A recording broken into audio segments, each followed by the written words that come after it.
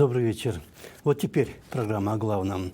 Вчера и сегодня весь Бишкек обсуждает инцидент, произошедший с участием достаточно высокого милицейского чина, начальника отдела по борьбе с организованными преступными группировками Главного управления внутренних дел Бишкека Нурлана Амангулова. Он ехал 9 октября утром на машине, не поделил с кем-то дорогу, а когда начали выяснять отношения, выстрелил своему обидчику в руку.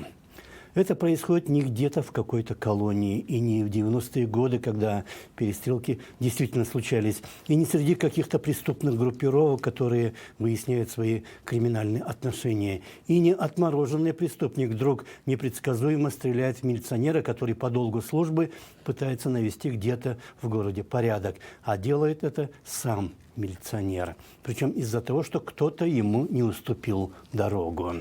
И что происходит дальше? Милиция сообщает, что милиционер сам позвонил в службу 102, а пострадавший написал заявление, и дело зарегистрировано в Едином реестре преступлений и проступков. Однако подозреваемый, это милиционер, который сам позвонил, еще не установлен. Через день пострадавший отзывает свое заявление и говорит, что он никому не имеет никаких претензий, а в реестре уже ничего не зарегистрировано.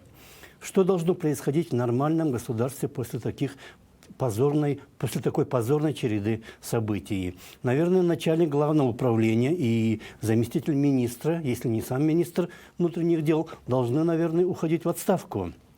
А то, что этого не происходит, наверное, говорит о том, что эти люди назначаются на свои должности не за радивое или нерадивое исполнение служебных обязанностей, а совершенно по другим причинам, например, за взятки.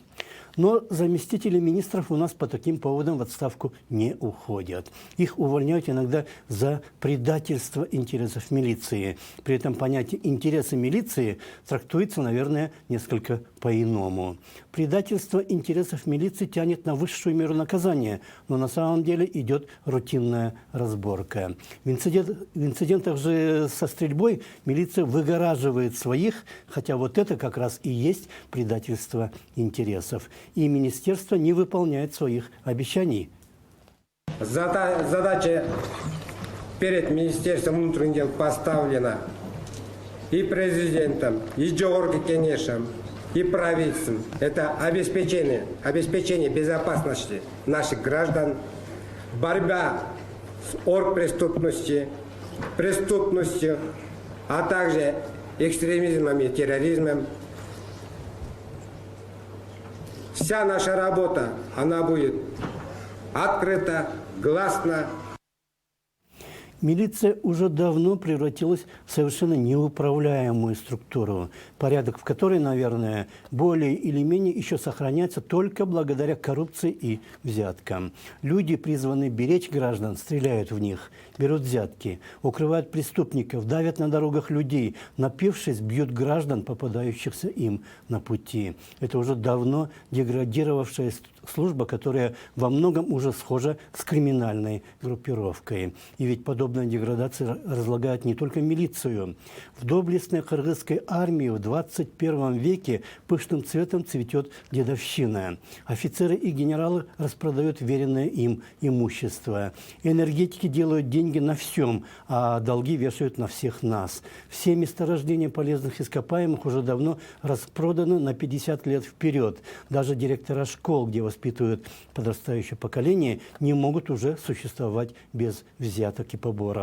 Сращивание официальной власти с криминальной началось давно, но достигло расцвета при предыдущей власти, когда сумасбродный хан начал назначать на должности в милиции или в ГКНБ своих телохранителей, а до этого помог своему другому телохранителю, который состоял в организованной преступной группировке, освободиться от пожизненного заключения. Так что все правление при нем превратилось в своеобразное ОПГ. И у нас в обществе остаются еще некоторые деятели и даже журналисты, которые пытаются обелить этого президента и его правление. А отдельные СМИ в свое время активно сотрудничали с этим режимом, хотя были независимыми якобы, и увольняли своих лучших журналистов, если те не нравились узурпатору.